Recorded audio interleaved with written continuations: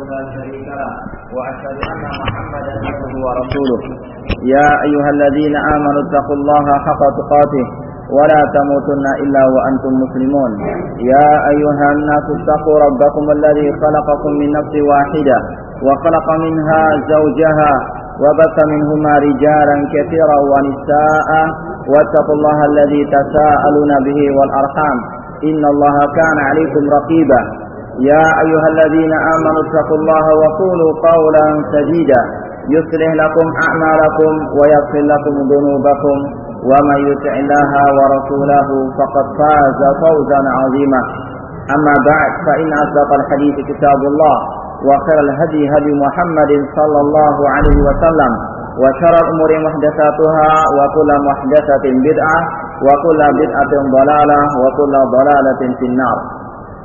Ikhwani fillah rahimani wa rahimakumullah. Kita lanjutkan kembali kajian kitab Ushul Sunnah oleh Imam Ahmad bin Hanbal rahimahullah taala dengan catatan singkat atau penjelasan singkat Syekh Walid hafizahullah taala.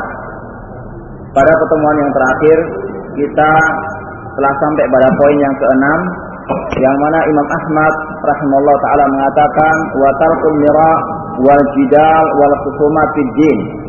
Kata Imam Ahmad, termasuk prinsip akidah ahli sunnah adalah meninggalkan debat kusir ataupun perdebatan dalam agama ini, yaitu mendebat kebenaran dengan kebatilan atau berdebat tanpa ilmu.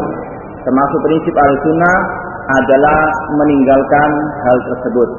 Kita sebagian sudah menyebutkan dalil-dalilnya dari Al-Quran, demikian juga dari sunnah Nabi SAW, serta sebagian dari ucapan para ulama salaf ahlussunnah wal jamaah. Sekarang kita lanjutkan. Wa an Ahmad bin Abil Hawari qala li Abdullah bin Basri wa kana min al-khashi'in.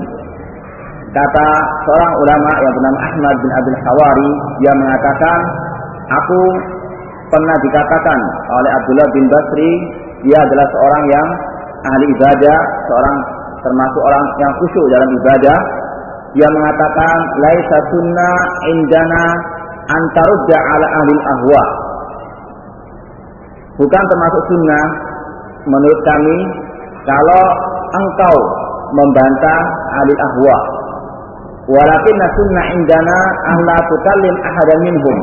Akan tapi sunnah menurut kami adalah engkau tidak berbicara kepada seorang pun di antara ahli ahwa tersebut, ahli bidah atau pengekor hawa nafsu. Di sini yang perlu kita jelaskan bahwasanya secara asal membantah ahli bidah itu suatu kewajiban, suatu hal yang termasuk amal ma'ruf nahi munkar. Membantah kalau diiringi oleh dalil, diiringi oleh bukti, itu merupakan ajaran Allah dan Rasulnya. Berapa banyak Allah memberikan contoh kepada kita tentang bantahan terhadap ahli kebatilan. Di antaranya ketika orang Yahudi mengatakan tangan Allah itu terbelenggu, Allah langsung membantahnya. Allah berfirman, wa qalatil yahudu yadullahi maghlula. Orang Yahudi mengatakan tangan Allah terbelenggu, maka Allah mengatakan bal yadahu mabsutatan, bahkan kedua tangan Allah itu terbentang. Ya. Kemudian juga Allah membantah orang-orang Nasara yang mengatakan Allah punya anak, Allah itu trinitas. Laqad kafara alladziina qalu innallaha huwal masih ibnu Maryam. Sungguh kafir orang yang mengatakan Allah itu adalah Isa bin Maryam. Laqad kafara alladziina qalu innallaha salisu salasa. Sungguh kafir orang yang mengatakan Allah itu satu tapi tiga atau satu. Ya, langsung dibantah oleh Allah Subhanahu wa taala. Demikian juga Rasul sallallahu alaihi wasallam. Ya, ketika ada sesuatu hal yang menentang Al-Quran dan Sunnah, menyelisihi Islam, langsung dibantah oleh Rasul sallallahu alaihi wasallam. Ketika ada seseorang yang datang kepada Rasul lalu mengatakan, "I'dil ya Muhammad, berlaku adillah engkau wahai Muhammad." Langsung dibantah oleh Rasul sallallahu alaihi wasallam. "Illam akun adil, faman ya'dil?" Jika aku tidak berbuat adil, siapa lagi yang berbuat adil? Ya, kemudian juga para ulama ahlussunnah, para sahabat, ya, mengajarkan kepada kita bagaimana membantah ahli bidah, ya tentunya sekali lagi dengan ilmu, dengan dalil dan bukti yang nyata, bukan dengan kebohongan ataupun kedustaan.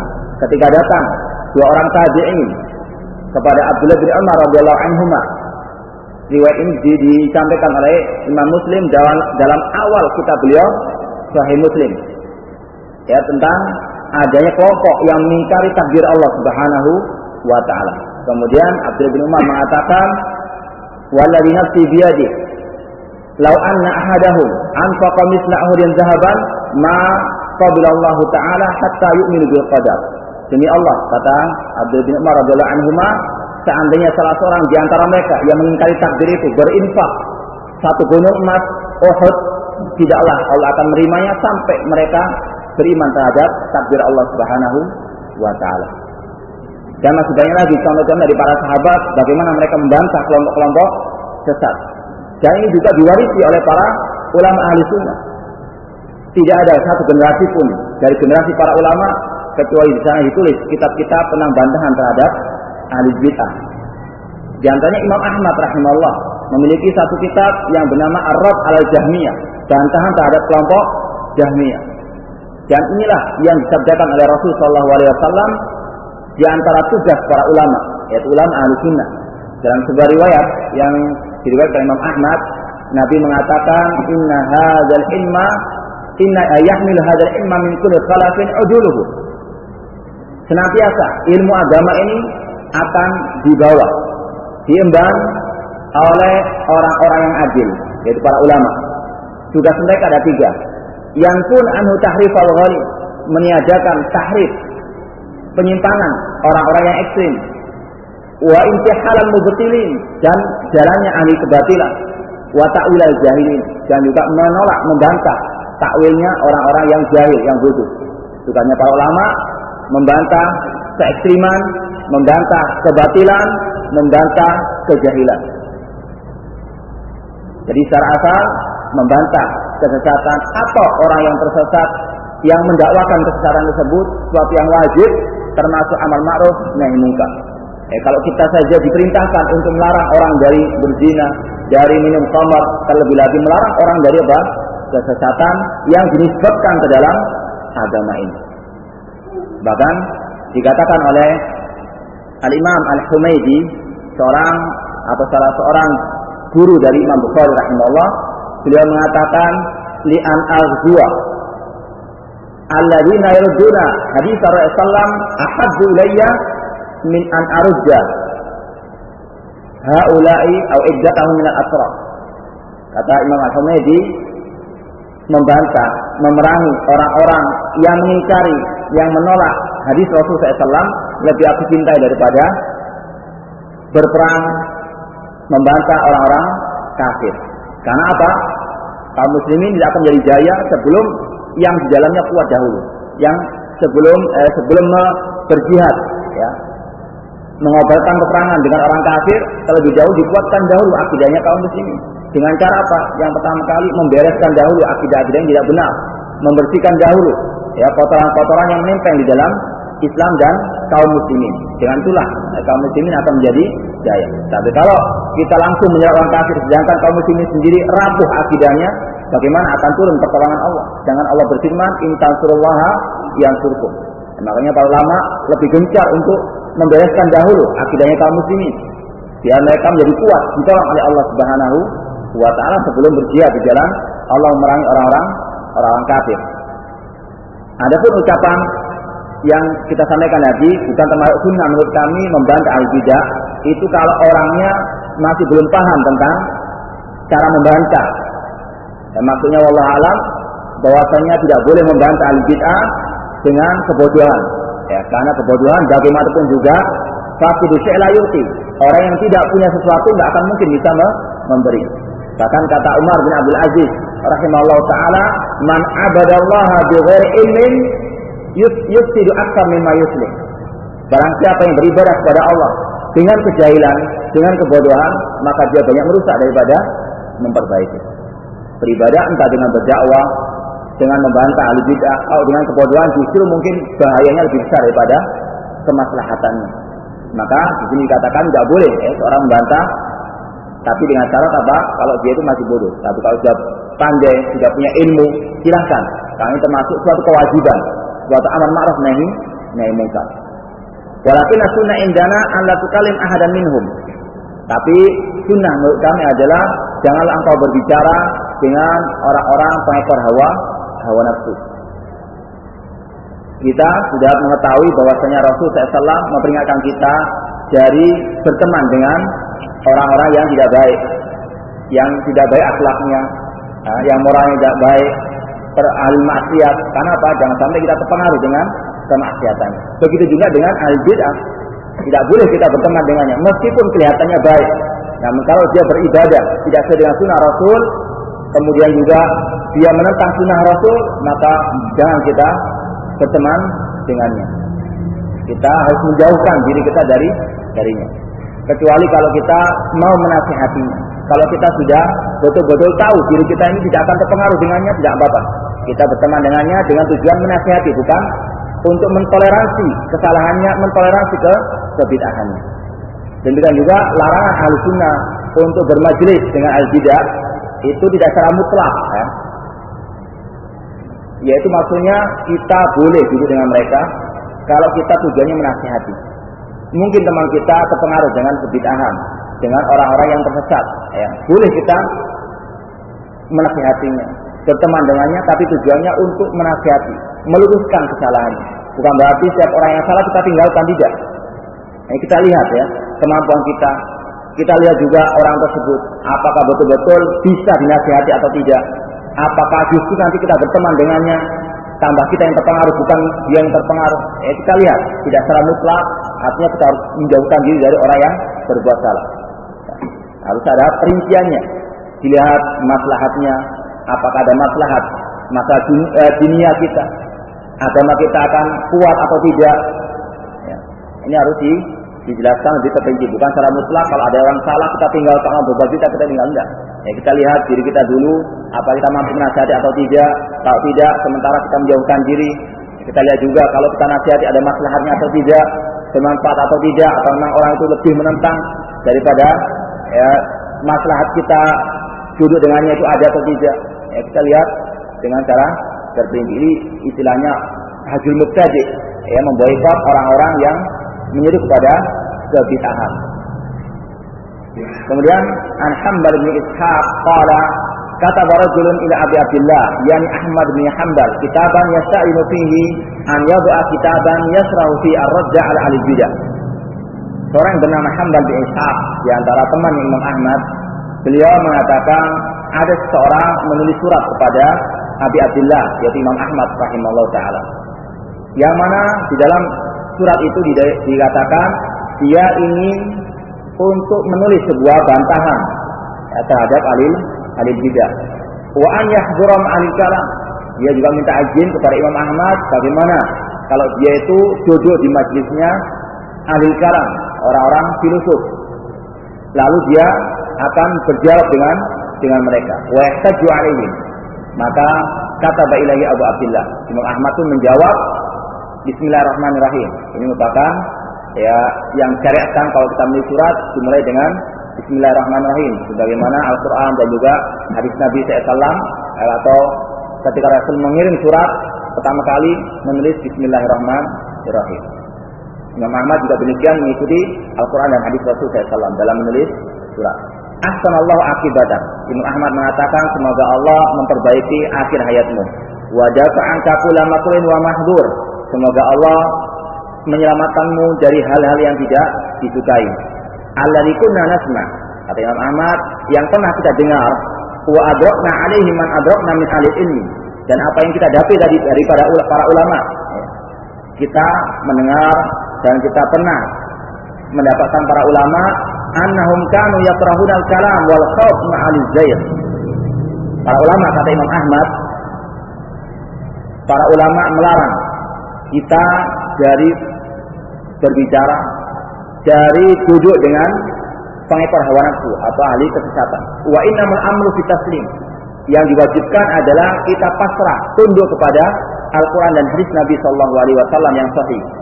Wal intiha ila ma kana fi kitabillah azza wa jalla. Kewajiban kita mengamalkan yang ada dalam Al-Qur'an dan sunnah Nabi SAW, wala ya'du dzalik. Tidak boleh kita melewati batasan-batasannya.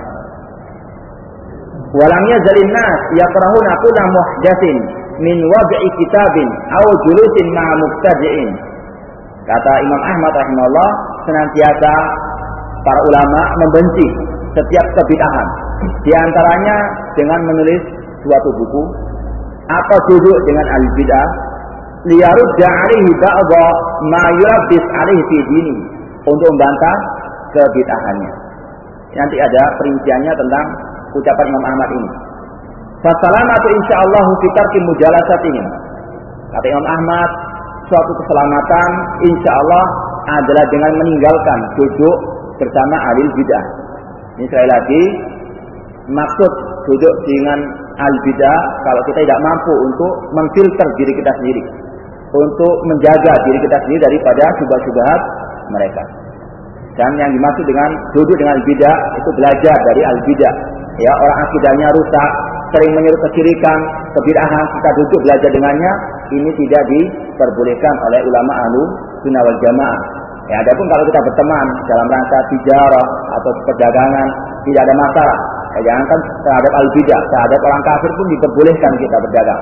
Tapi dengan syarat kita harus betul-betul punya filter yang kuat.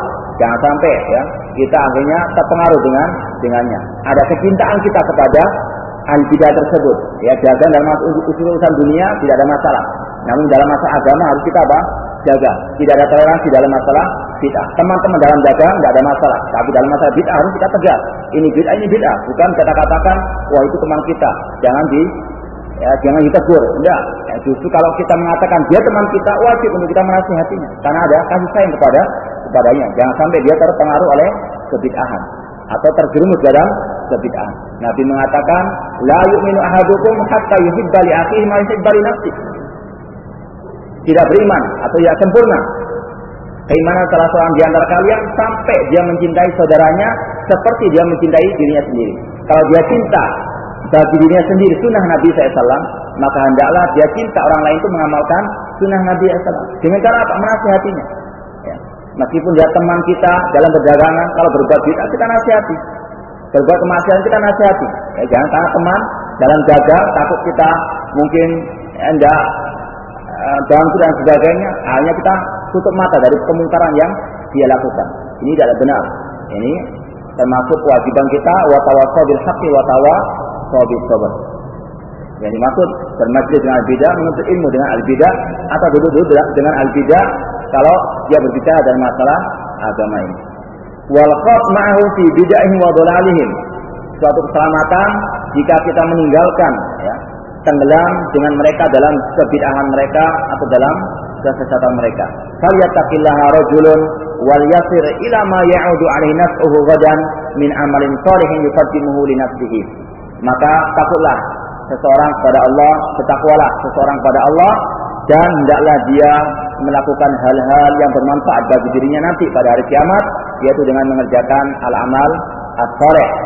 Wa la yakunu mimman yuhditsu amran, dan janganlah dia menjadi orang-orang yang berbuat bid'ah, hal baru dalam agama ini. Fa idza huwa kharaja minhu arada al-hujjata lahu fa yahmil nafsahu al-muhala fihi. Maknanya bahwasanya seseorang jika dia telah melaksanakan bid'ah, kemudian dia ingin mencari dalil atas kebid'ahannya tersebut, maka hendaklah dia mengatakan ini suatu yang mustahil. Karena memang bid'ah tidak ada dasarnya, tidak mungkin dia menemukan dasarnya dari Al-Quran dan hadis Nabi SAW. Namun memang kebiasaan pelaku bid'ah, ya, karena dia tidak mau rujuk kepada kebenaran, dia ingin melegalkan kesesatannya. Dengan apa? Mencari-cari, ya, syubhat-syubhat di dalam Al-Quran maupun hadis Nabi SAW. Makanya kadang-kadang mereka mengambil dalil dari Al-Quran untuk kesyirikan mereka, untuk kebid'ahan mereka. Namun orang yang tahu ilmu, insya Allah dia tahu bahwasanya dalil tersebut ditempatkan bukan pada tempatnya. Makanya sering kita katakan, laisa sya'nu an tastadil, wa innama sya'nu an yakuna istidlaluka sahihah. Bukan perkaranya engkau berdalil Al-Quran dan hadis, namun perkara yang paling penting engkau menempatkan hadis dan ayat Al-Quran tersebut pada tempatnya. Ya, tidak ada kelompok sesat kecuali dia mengambil Al-Quran dan hadis Nabi SAW. Jangankan ya, orang yang sesat dari kalangan kaum muslimin, orang-orang Nasara, orang orientalis, orang-orang misionaris, ya. Mereka membawa syubhat dari mana? Dari Al-Quran, diambil ya, ayat-ayat yang sekiranya mendukung mereka. Ya, namun kalau kita perhatikan, mereka mengambil sepotong, kemudian meninggalkan yang lainnya, mengambil yang sesuai dengan hawa nafsu mereka. Itu kebiasaan orang-orang yang sesat, baik dari kalangan kafirin atau dari kalangan kaum muslimin. Maka kita harus berhati-hati. Kita lihat apakah ada yang mendukungnya dari ucapan para ulama Ahlussunnah. Kalau tidak, maka harus kita berhati-hati. Wa talabal hujjah lama qala yaminu bihaqqin aw batil. Ya, ahli bidah ya terkadang ya mencampur-adukan antara kebatilan dengan kebenaran. Tidaklah ada ya ahli bidah, orang yang sesat, kecuali ada sedikit kebenaran. Ya. Namun kebatilannya sangat banyak sekali. Dan dengan kebenaran yang sedikit inilah mereka akan menipu umat. Tidak, kata para ulama, tidak ada al-bid'ah kecuali ada kebenaran. Ya. Sebagaimana apa? Sebagaimana dukun. Ya. Dukun memiliki satu kebenaran, satu kejujuran dalam ucapannya. Namun kata Rasulullah diliputi oleh 100 kedustaan. Ya. Yang kejujuran inilah yang atau kebenaran inilah yang dijadikan sebagai apa? Bahan untuk menarik umat. Bahwasanya orang ini benar, dukun ini benar. Ya. Pernah satu kali benar, namun 1000 kali salah. Yang salah nggak ditunjukkan, yang benar ini yang ditunjukkan. Untuk apa? Menarik umat. Maka kita harus waspada. Kita lihat kebenaran al-haqqu min rabbika, kebenaran dari Rabb Allah Subhanahu wa taala. Liyuzayyina bi bid'atahu wa ma uhditha.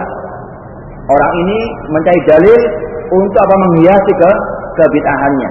Wa asyaddu dzalik an yakuna waj'uhu fi kitabin fa usida anhu. Dan lebih parah lagi kalau bid'ahnya ini ditulis dalam sebuah buku. Ya, makanya kita wajib untuk berhati-hati dalam membaca buku, membaca majalah atau membaca koran. Ya, apalagi sebagian koran sekarang ini masalah agama dipegang oleh orang-orang yang merupakan antek-antek Yahud. Ya, mereka membawakan dalam sebagian koran itu sebuah makalah-makalah yang ingin menghidupkan Islam, yang dipegang oleh orang-orang jil, jaringan Islam liberal. Ya, yang mereka merupakan produksi daripada orang-orang Yahud. Ya, mereka diajari di negeri Yahudi, kemudian ditebarkan di negeri Islam untuk menghancurkan Islam dari dalam. Al-Quran kata mereka harus direvisi, ya, dan lain sebagainya daripada ucapan-ucapan kufur mereka. Dan ini diletakkan di dalam sebagian koran-koran yang dibaca oleh kaum muslimin. Ya, kalau orang awam mungkin terpengaruh, banyak terpengaruh dengan ya makalah-makalah tersebut. Ini kita harus berhati-hati. Ini lebih parah ya, kalau sekedar ceramah mungkin cepat hilang. Namun kalau ditulis dalam sebuah buku, dalam sebuah koran, mungkin disimpan, diwariskan sampai anak cucu. Ini lebih berbahaya. Bahwa yuridu an yuzayyina dzalika bil haqqi wal batil. Al-bid'ah sering untuk menghiasi kebatilan dengan kebenaran. Wa in wadaha lahul haqqu wa ghairi fi ghairihi. Meskipun sudah jelas kebenaran pada orang lain. Al-bid'ah tidak semudah yang kita bayangkan kembali kepada kebenaran. Ya, makanya di antara yang sudah kita jelaskan dahulu, di antara bahaya bid'ah, sebagaimana kata Sufyan Ats-Tsauri, al-bid'atu ahabbu ila iblis minal ma'siyah. Al-ma'siyatu yutabu minha wal bid'atu la yutabu minha. Iblis itu lebih suka kepada bid'ah daripada maksiat. Karena apa? Kalau orang berbuat maksiat, dia merasa dia suatu saat nanti akan bertobat, tahu apa yang dilakukan itu salah, apa yang dikerjakan itu memaksiati Allah dan Rasulnya. Namun al-bidah dia mengatakan ini baik, mengapa saya harus bertobat? Maka susah ya untuk mendakwai ahli bidah yang sudah berkarat kebid'ahan dalam hatinya. Nas'allahu at-taufiq lana wa laka wa li jami'il muslimin. Kata Imam Ahmad, kita mohon kepada Allah at-taufiq bagi kita semuanya dan bagi kaum muslimin. Kemudian wassalamu alaikum.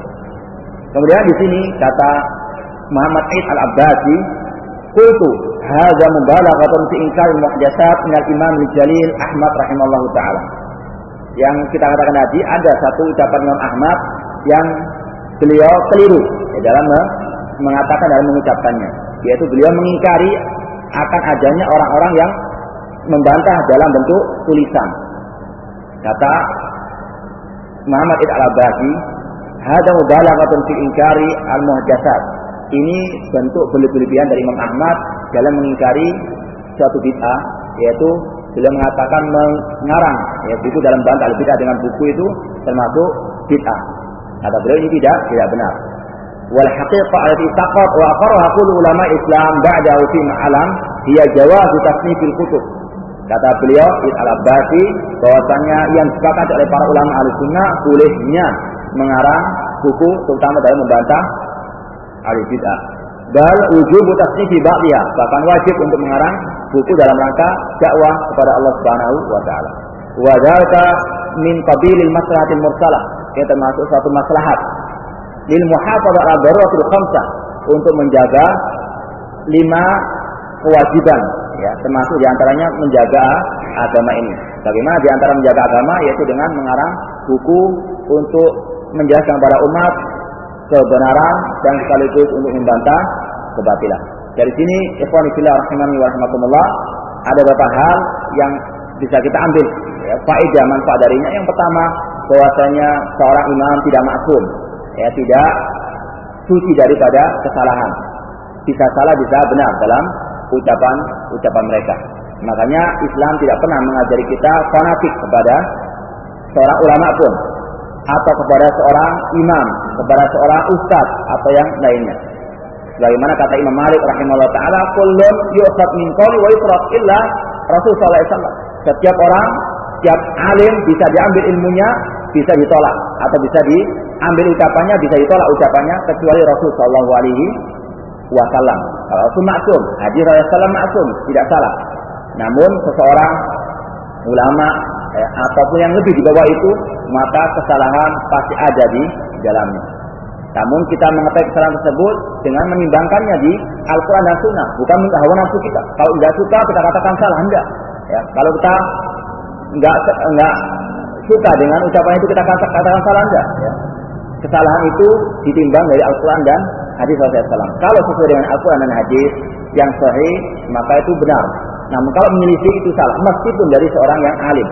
Ya. Namun kalau dia seorang alim, kesalahannya insya Allah diampuni oleh Allah Subhanahu wa taala, sebagaimana sabda Nabi sallallahu alaihi wasallam, "Idza ijtahadal hakim fa aqta lahu ajrun wahid."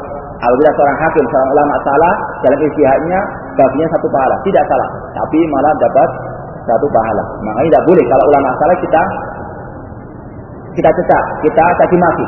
Kalau memang betul-betul dia ulama ahli sunnah, kalau memang betul-betul dia ulama yang menyuruh kepada kebenaran, menyuruh kepada manhajnya Rasul sallallahu alaihi wasallam, bukan ulama-ulamaan.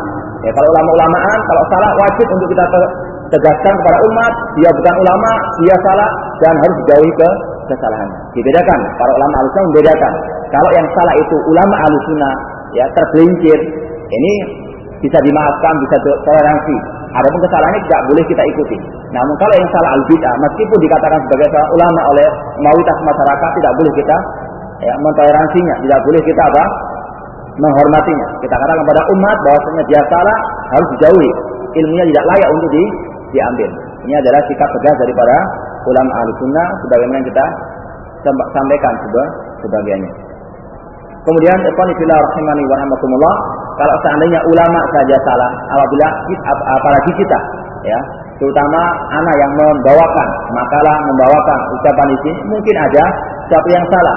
Ya, maka yang selayaknya bagi antum kalau melihat atau kalau mendengar suatu ucapan yang keluar dari mulut saya yang salah, tolong ditegur dengan baik, ya, karena kita sebetulnya sama-sama dalam rangka talabul ilmi, kita dalam rangka tawassul haqqi wa tawassul sabr. Di sini sebetulnya tidak ada istilah ustaz dan murid atau guru dengan murid, ya, semuanya sama dalam rangka talabul ilmi, menuntut ilmu din ini. Maka sekali lagi kalau ada kesalahan tolong disampaikan dengan cara yang baik. Jadi jangankan para ulama, ya, jangankan kita, para ulama pun terkadang salah dalam kitabnya atau dalam ucapannya. Kemudian kita lanjutkan pada poin berikutnya. Imam Ahmad rahimahullah taala mengatakan, wa sunnatu indana asaru Rasulullah sallallahu alaihi wasallam. Kata Imam Ahmad rahimahullah, sunnah menurut kami adalah asar dari Rasul sallallahu alaihi wasallam. Asar itu artinya hadis Rasul sallallahu alaihi wasallam. Sudah kita jelaskan pada awal pertemuan dahulu bahwasanya as-sunnah jika dimutlakkan itu bisa berarti 4 makna. Yang pertama, kalau dikatakan as-sunnah bisa berarti metodenya Rasulullah SAW, jalan hidupnya Rasulullah SAW, baik yang tercantum dalam Al-Quran maupun dalam hadis-hadis beliau. Sebagaimana sabda beliau, "Man raghiba an sunnati falaysa minni," riwayat Bukhari. Barang siapa yang tidak suka dengan sunnahku, maka dia bukan golonganku. Yang dimaksud dengan sunnahku di sini adalah jalan hidupku. Barang siapa yang tidak suka dengan metodeku, dengan jalan hidupku, maka dia bukan golonganku, kata Nabi SAW. Sebagaimana juga yang dikatakan oleh Aisyah radhiyallahu anha ketika ditanya tentang akhlaknya Rasulullah SAW, beliau mengatakan khuluquhul Quran. Akhlaknya Rasulullah SAW itu Al-Quran, yaitu apa yang ada di dalam Al-Quran. Metodenya Rasulullah SAW yang tercantum dalam Al-Quranul Al-Karim. Ini makna pertama jika dikatakan as-sunnah bisa berarti metodenya beliau secara umum. Kemudian as-sunnah juga bisa berarti al-hadis, yaitu ucapan beliau, perbuatan beliau, persetujuan beliau, sifat beliau, akhlakiyah maupun khalqiyah, ya, sifat ciri tubuh beliau ataupun akhlaknya beliau yang disilahkan oleh ulama hadis, yaitu hadis Rasulullah SAW. Sebagaimana kalau dikatakan Al-Quran wa sunnah, itu artinya Al-Quran dan hadis. Sebagaimana sabda Nabi SAW yang diriwayatkan Imam Hakim, "Taraktu fikum amrayni lam tadillu ba'dahuma, kitaballahi wa sunnati." Aku meninggalkan kepada kalian 2 perkara yang kalian kalau berpegang teguh dengan keduanya tidak akan sesat, yaitu Al-Quran wa sunnati. Yang dimaksud dengan sunnati adalah hadisku. Kemudian yang ketiga, arti sunnah jika dimutlakkan itu artinya lawan daripada bid'ah. Sunnah versi bid'ah. Sebagaimana syirik versinya tauhid. Demikian juga sunnah ini artinya lawan daripada bid'ah. Sebagaimana sabda Rasulullah, "Alaikum bisunnati wa sunnatul khulafa'ir rasyidin." Wajib bagi kalian berpegang teguh dengan sunnahku dan sunnah para khulafa'ir rasyidin. Kemudian beliau mengatakan selanjutnya, "Wa iyyakum wa muhdatsatil umur fa inna kulla muhdatsatin bid'ah." Hati-hatilah kalian dari perkara baru dalam agama ini, karena setiap perkara baru dalam agama adalah bid'ah. Itu bukan sunnah sekaligus bid'ah. Artinya bid'ah lawan daripada bid'ah. Dari sini juga para ulama mengarang kitab-kitab yang mereka beri judul as-sunnah. Dengan tujuan apa? Menjelaskan kepada umat bahwasanya kitab sunnah ini lawan daripada kitab bid'ah. Yang mana kitab-kitab akidah banyak sekali dinamakan kitab sunnah. Seperti kitabnya Imam Ahmad ini, Ushulus Sunnah. Kenapa dikatakan Ushulus Sunnah? Lawan daripada usulnya bid'ah, akidah bid'ah. Yang keempat, arti sunnah bisa diartikan mustahab, sebagaimana istilah ulama fikih. Maka kalau kita terkadang mengatakan wajib kita berpegang teguh dengan Al-Quran dan Sunnah, maksudnya pegang teguh dengan apa? Hadis Rasulullah. Semua ini disesuaikan dengan konteksnya. Kalau dikatakan Al-Quran dan Sunnah artinya Al-Quran dan hadis. Kalau kita mengatakan wajib kita berpegang teguh dengan Sunnah Nabi SAW, artinya berpegang teguh dengan metodenya Rasulullah SAW. Kalau kita mengatakan bahwasanya sholat tahajud itu hukumnya sunnah, artinya mustahab. Ya. Harus kita perinci, nggak boleh kita samaratakan arti sunnah dalam setiap konteks atau dalam setiap tempatnya. Ya, terkadang kita salah paham. Misalnya saja ada para ulama mengatakan sholat berjamaah di masjid bagi laki-laki itu hukumnya sunnah. Terkadang dikatakan sunnah maksudnya mustahab, ditinggalkan boleh, dikerjakan boleh, enggak. Artinya sunnah ini ada wajib yang termasuk metodenya Rasulullah SAW. Jadi harus kita pahami betul makna sunnah sebagaimana yang tertera dalam Al-Quran maupun hadis Rasulullah SAW. Adapun sunnah yang dimaksud oleh Imam Ahmad dalam ucapannya ini, as-sunnah indana asar Rasulullah. Sunnah adalah asar. Jadi kalau dikatakan asar Rasul itu artinya sunnahnya Rasul, hadisnya Rasul Sallallahu Alaihi Wasallam. Ini yang sering dipakai juga oleh para ulama. Di antaranya Imam Ahmad sendiri mengatakan dalam sebagian bait-bait syairnya, beliau mengatakan dinun nabiyyi Muhammadin asaru ni'mal matiyatu lil fata akhbaru. Kata beliau, agamanya Nabi Muhammad adalah asar, yaitu hadis Rasul sallallahu alaihi wasallam. Dan sebaik-baik yang dipegangi oleh seorang pemuda, seorang manusia adalah akhbar, yaitu hadisnya Rasul sallallahu alaihi wasallam. Bisa dikatakan hadis itu asar ataupun akhbar, khabar daripada Rasul sallallahu alaihi wasallam. Beliau juga mengatakan la targhabanna 'anil hadisi wa alihi fal ra'yu lailun wal hadisu naharun. Kata Imam Ahmad, lanjutan daripada bait syair tersebut, janganlah kalian membenci ahli sunnah dan jangan juga membenci sunnah Nabi sallallahu alaihi wasallam. Fal ra'yu lailun. Pendapat manusia itu ibaratnya malam yang gelap gulita, sedangkan hadis itu siang yang terang benderang. Dan masih banyak lagi ucapan-ucapan para ulama yang menyatakan bahwasanya sunnah itu bisa dikatakan asar dari Rasul sallallahu alaihi wasallam. Kemudian yang berikutnya, wa sunnatu tufassirul Qur'an wa hiya dalailul Qur'an. Imam Ahmad juga mengatakan as-sunnah itu mentafsirkan Al-Qur'an dan dia adalah penerangnya Al-Qur'an. Di sini dibawakan sebuah dalil tentang apa yang diucapkan Imam Ahmad ini, yaitu dalam surat An-Nahl ayat 44, Allah berfirman, wa anzalna ilaika dzikra litubayyana lin-nasi ma nuzila ilaihim wa la'allahum yatafakkarun. Dan sungguh kami telah menurunkan kepada kamu wahai Muhammad az-dzikra, yaitu Al-Qur'an, litubayyana lin-nas, untuk engkau menjelaskannya kepada manusia. Dengan apa Nabi menjelaskannya? Dengan hadis beliau. Ma nuzila ilaihim wa la'allahum yatafakkarun, agar mereka bisa berpikir. Jadi Al-Quran tidak akan mungkin bisa kita pahami sesuai dengan hadis Rasul sallallahu alaihi wasallam. Keduanya tidak akan mungkin bisa dipisah-pisahkan. Sebagaimana juga sabda Nabi sallallahu alaihi wasallam, "Ala inni utitul Qur'ana wa mithlahu ma'ah." Ketahuilah, sesungguhnya aku telah diberikan Al-Quran dan yang semisalnya, yaitu apa? Hadis Rasul sallallahu alaihi wasallam. Keduanya adalah wahyu Allah Subhanahu wa taala. Makanya sebagian ulama mengatakan tidak benar kalau kita mengatakan sumber Islam itu yang pertama Al-Quran, kemudian yang kedua itu Sunnah. Tidak benar. Ya. Keduanya itu sama hukumnya. Wajib untuk kita apa? Berpegang kepada keduanya. Karena kalau kita mengatakan Al-Quran yang pertama, kemudian Sunnah Rasul yang kedua, ini seolah-olah apa? Al-Quran, Sunnah Nabi SAW dijualkan. Ya, padahal nanti kita akan jelaskan bahwasanya Al-Quran itu sangat membutuhkan kepada hadis Rasul Sallallahu Alaihi Wasallam. Seorang ulama yang bernama Makhul Asy-Syami di sini mengatakan Al-Quran ila sunnah ahwaj minas sunnah ila Al-Quran. Bahwasanya Al-Quran itu lebih membutuhkan Sunnah membutuhkan hadis daripada Sunnah membutuhkan apa? Al-Quran. Karena apa? Banyak sekali hukum-hukum dalam Al-Quran tidak dijelaskan secara terperinci oleh Rasulullah Sallallahu Alaihi Wasallam. Namun beliau jelaskan dalam apa? Hadis beliau. Di antaranya masalah sholat. Allah mengatakan wa aqimus sholat, dirikanlah sholat. Tapi bagaimana cara kita mengerjakan sholat tidak ada dalam Al-Quran. Maka kita butuh apa? Penjelasan dari hadis Rasul Sallallahu Alaihi Wasallam. Mulai takbiratul ihram sampai sholat tidak ada dalam Al-Quran. Ya. Cara global ada dalam Al-Quran. Warka'u maroki'in ada. Namun secara terperinci hanya dijelaskan dalam hadis Rasul Sallallahu Alaihi Wasallam. Oleh karena itulah para ulama menyimpulkan bahwasannya tugas hadis Rasul Sallallahu Alaihi Wasallam terhadap Al-Quran itu ada 4 secara global. Yang pertama, al-hadis itu menguatkan apa yang sudah ada dalam Al-Quran. Ya, di dalam Al-Quran sudah dijelaskan, namun dijelaskan juga oleh Rasul dalam hadis beliau.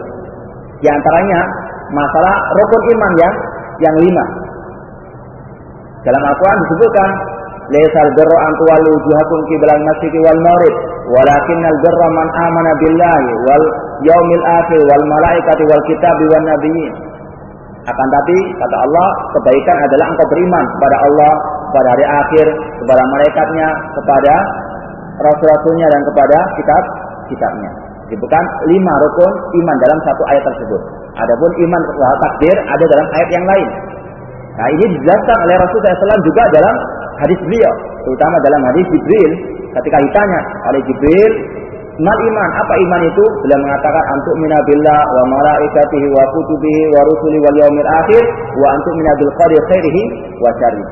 Di Al-Qur'an dijelaskan, demikian dalam hadis dijelaskan. Ini tugas pertama hadis Rasul, menguatkan apa yang telah dijelaskan oleh Al-Quran. Yang kedua, tugasnya sunnah Nabi SAW kata para ulama, menjelaskan maksud daripada ayat-ayat Al-Quran yang belum dijelaskan oleh Rasul, dijelaskan oleh Allah dalam Al-Quran.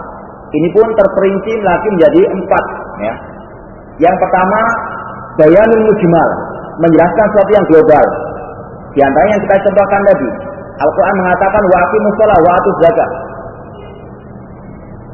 Dirikanlah salat, tunaikanlah zakat. Namun tidak ada perincian tentang masalah bagaimana tata cara salat. Dijelaskan oleh hadis Rasulullah SAW. Demikian juga tata cara membayar zakat, berapa persen zakatul mal, berapa persen atau berapa kilo zakatul fitr misalnya. Tidak dijelaskan dalam Al-Quran, tapi Rasul yang menjelaskan. Dalam Al-Quran global diperinci oleh Al-Hadis. Kemudian juga taqyidul mutlak, dijelaskan dalam Al-Quran secara mutlak, namun diikat oleh hadis Rasulullah SAW. Misalnya saja Allah berfirman wasariqu wasariqatu faqta'u aydiyahuma. Orang laki dan perempuan yang mencuri, potonglah kedua tangan mereka. Apa yang maksud dengan aliyat di sini, tangan di sini? Apa dari sini semuanya dipotong?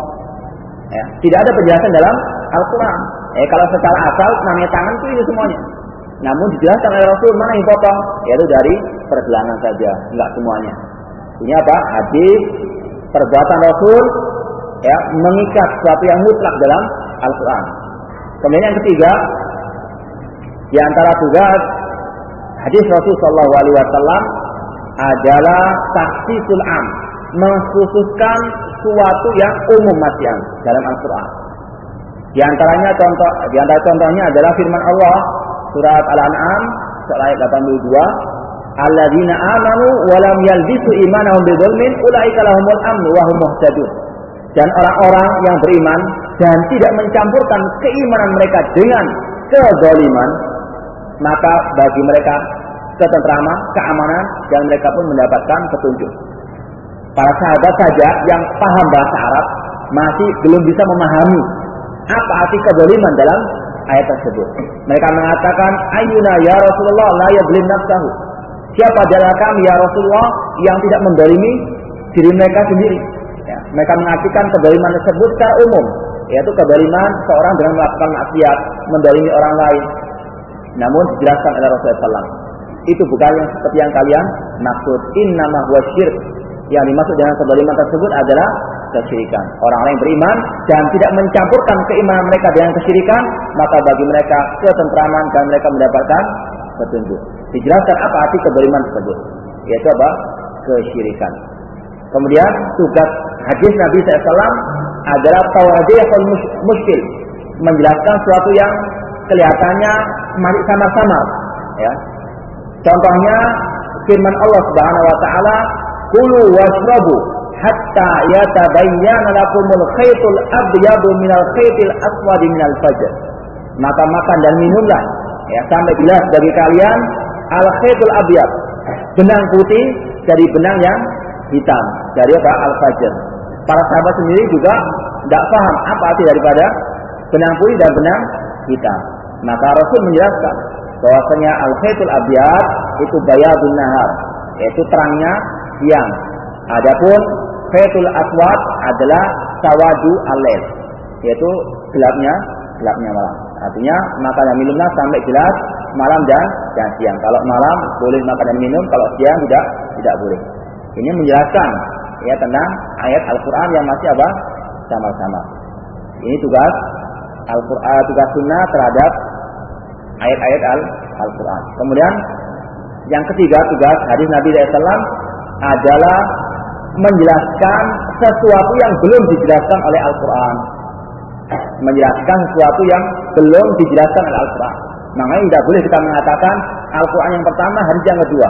Ya seolah-olah kalau memang tidak ada dalam Al-Quran, dalam hadis disebutkan kita menolak, enggak. Ya, meskipun tidak dijelaskan oleh Al-Quran, namun ada dalam hadis, kita wajib apa?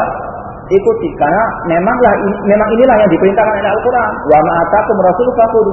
Apa yang dibawa oleh Rasul maka terimalah, yaitu hadis beliau. Meskipun tidak ada dalam Al-Quran.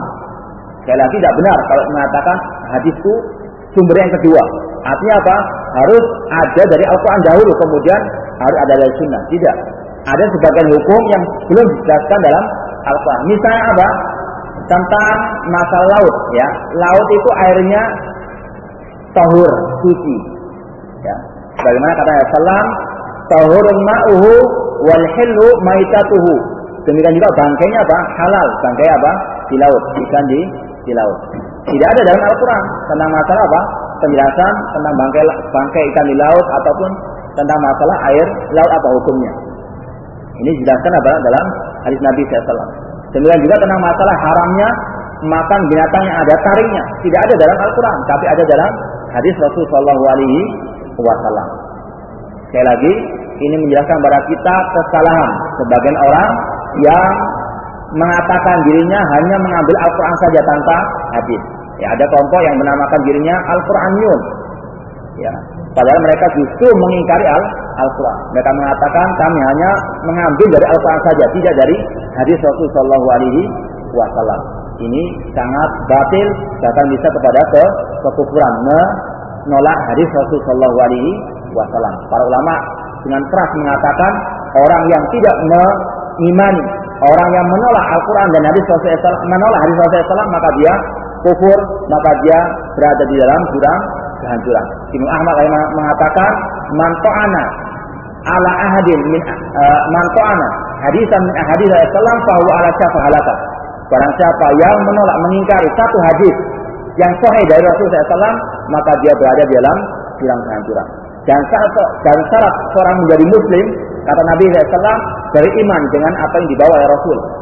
Dalam sebuah hadis riwayat Muslim, Nabi mengatakan, umirtu an uqatilan nas hatta yashhadu an la ilaha illallah wa yu'minu bi wa bima ji'tu bi. Kata Nabi SAW, aku diperintahkan untuk memerangi manusia sampai mereka beriman, bersyahadat la ilaha illallah dan beriman kepadaku dan beriman dengan apa yang aku bawa, yaitu hadis beliau. Kata para ulama, kalau orang itu menolak satu hadis saja yang sahih dari Rasulullah SAW dengan sengaja, maka dia bisa keluar dari agama Islam ini tanpa dia sadar. Makanya wajib kita mengagungkan Al-Quran dan Sunnah Nabi SAW yang sahih, meskipun terkadang tidak masuk akal kita, meskipun terkadang menentang mayoritas orang banyak. Kemudian yang terakhir, tugas hadis Rasulullah SAW adalah menasikh, yaitu menghapus hukum yang ada dalam Al-Quran. Meskipun ini masih diperselisihkan oleh para ulama, apakah bisa hadis itu menasikh, menghapus hukum yang ada dalam Al-Quranul Karim. Tapi ini secara global tugas hadis Nabi SAW terhadap Al-Quranul Al-Karim, dan ini semua menunjukkan akan keagungan dan kedudukan hadis dalam agama Islam ini. Wallahu ta'ala alam. Insyaallah kita lanjutkan pada pertemuan yang akan datang. Mudah-mudahan bermanfaat. Wa aqulu qouli hadza wa aqulu da'wana alhamdulillahi rabbil alamin.